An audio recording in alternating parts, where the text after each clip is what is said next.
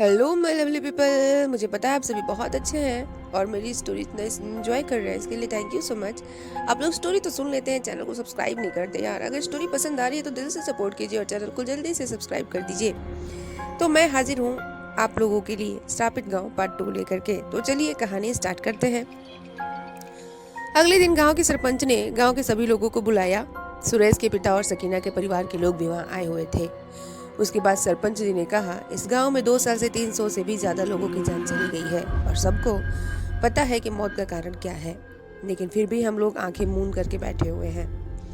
लेकिन अब नहीं, अब हमको इस गांव को श्राप से मुक्त कराना ही होगा। इसलिए मैं और मेरे साथी सभी पंचों का कहना है कि पूरे गांव का भी यही मानना है कि अब 2 दिन बाद अमावस की रात आने वाली है। इसलिए सुरेश के पिताजी सुरेश का अंतिम संस्कार करेंगे विधि विधान से, और सकीना के घर वाले भी अपने रीति रिवाज से अंतिम संस्कार करेंगे। यही हमारा फैसला है और इसको सबको मानना पड़ेगा। सरपंच की बात सुनकर गांव के सभी लोग बहुत खुश हुए थे और सब लोगों ने कहा, हाँ सही बात है, यह फैसला मानना ही पड़ेगा और आने वाली अमावस की रात को अंतिम संस्कार का रस्म करना ही होगा।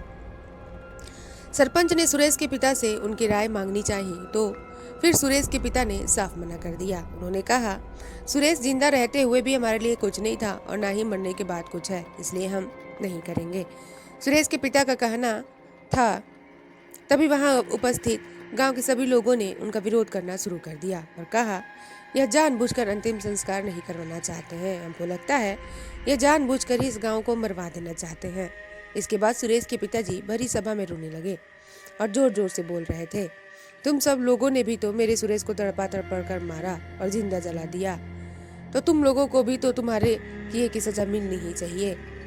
इसलिए सही हो रहा है इस गांव के साथ। लेकिन सरपंच जी ने गरजते हुए कहा, तुम्हारे बेटे के साथ जो हुआ गलत हुआ और उनको मौत के घाट उतारने वाले गांव के कुछ लोग थे। अब 300 से ज्यादा लोगों की मौतें हो चुकी हैं। जिन लोगों ने सुरेश और सकीना को मारा, उनकी गलती की वजह से इस गांव के हमेशा के लिए तो श्रापित नहीं रहना दिया जाएगा ना। इसलिए यह पंचों का फैसला है और तुमको इसे किसी भी हालत में मानना पड़ेगा। 2 दिन बाद अमावस की रात है और तुमको सुरेश का अंतिम संस्कार करवाना ही होगा।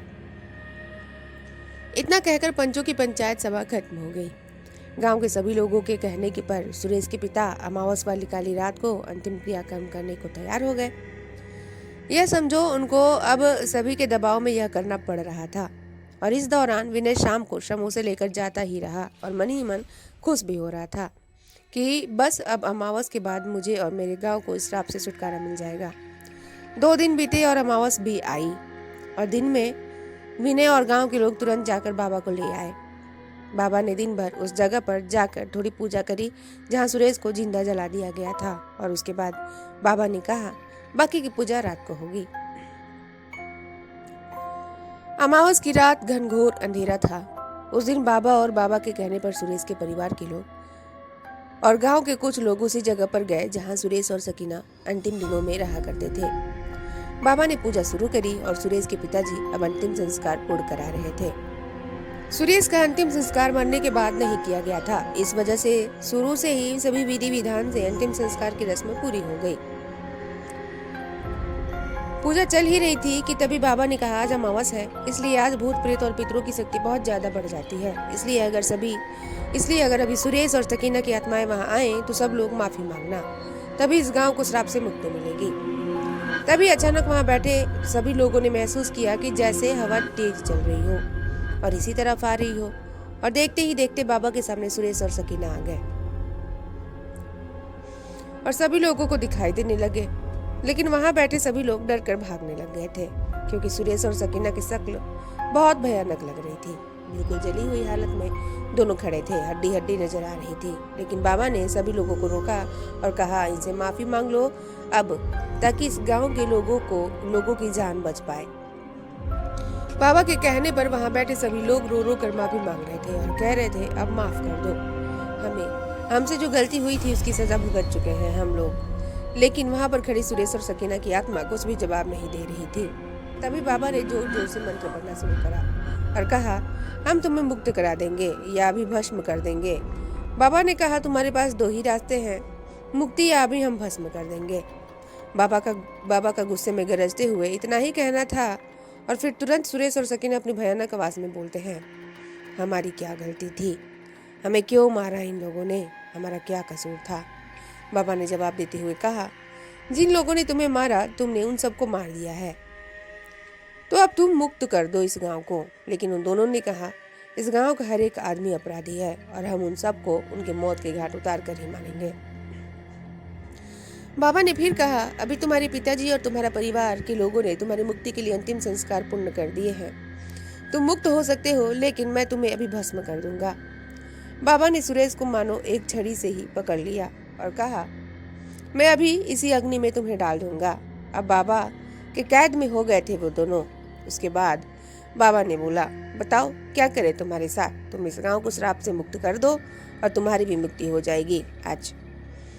वहां बैठे सभी लोग गिड़गिड़ा कर माफी मांग रहे थे सुरेश और सकीना से, और सुरेश और सकीना को बाबा ने अपने पास कैद कर लिया था, इसलिए वह भी बहुत तड़प रहे थे। तो फिर सुरेश ने कहा, ठीक है, अब हम नहीं लेंगे किसी की जान, आप हमें आज़ाद कर दो। उसके बाद बाबा ने कहा, अब आज़ाद तो तुम हो ही गए हो, तो मैं तुम्हें छोड़ दूंगा और तुम सीधा चले जाओगे, क्योंकि अब तुम्हारी मुक्ति भी हो गई है। फिर बाबा ने तुरंत दोनों को आज़ाद कर दिया और गांव वालों के सामने ही सुरेश और सकीना दोनों की आत्मा अदृश्य हो गई। फिर बाबा ने कहा, अब कभी नहीं दिखाई देंगे वह, बस उन लोगों का अंतिम संस्कार नहीं हुआ था। अब सभी क्रियाकर्म पूरे हो चुके हैं, इसलिए उन्हें मुक्ति मिल गई और आज से यह गांव भी श्राप मुक्त हो गया। गांव में जो भी इतने सालों तक हुआ वह कहीं ना कहीं गांव वालों की ही गलती थी। गांव वालों ने बहुत गलत किया था इन दोनों के साथ में। विनय की मेहनत और हिम्मत ने बाबा के साथ मिलकर गांव को बचा लिया और गांव श्राप मुक्त हो गया। तब से आज तक गांव में सब ठीक ठाक है और ना ही विनय को या फिर किसी को कहीं समोसे ले जाने की जरूरत पड़ी। तो आप लोगों को यह कहानी कैसी लगी कमेंट में ज़रूर बताइएगा, और आप लोग कैसी स्टोरी सुनना पसंद करेंगे वो भी ज़रूर बताइएगा। अगर स्टोरी पसंद आ रही है तो कहानी सुनने के बाद ही सही चैनल को सब्सक्राइब कर दीजिए यार प्लीज़, और स्टोरी पसंद आए तो लाइक कीजिए, शेयर कीजिए, जल्दी से 1000 कंप्लीट करा दीजिए subscribers. Thank you so much, अपनी राय कमेंट में ज़रूर बताइएगा। थैंक यू सो मच, मिलते हैं नेक्स्ट स्टोरी में, मज़ेदार नेक्स्ट स्टोरी में। तब तक के लिए बाय बाय, टेक केयर।